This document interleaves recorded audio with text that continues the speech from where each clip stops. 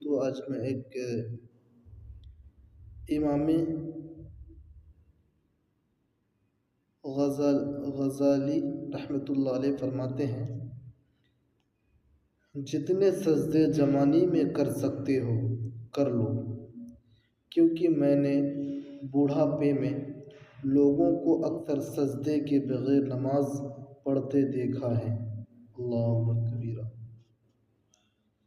अल्लाह के यहाँ रुकू और सजदा और रुकू बहुत अहम है।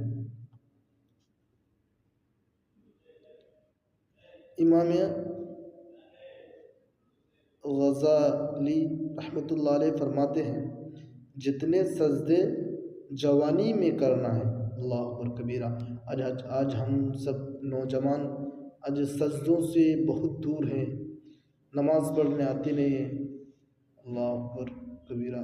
क्या हाल होगा जब नौजवान पूरा जवानी ढल जाएगी, उसके बाद नमाज पढ़ने आओगे तो उस टाइम सही से सजदा नहीं हो पाएगा, सही से रुकू नहीं हो पाएगा।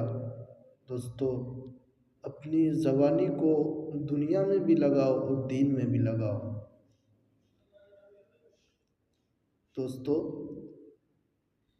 सजदा सोचिए, अल्लाह अल्लाह तबारक व तआला क्या बोलते हैं कि नौजवानों का नमाज बहुत पसंद है।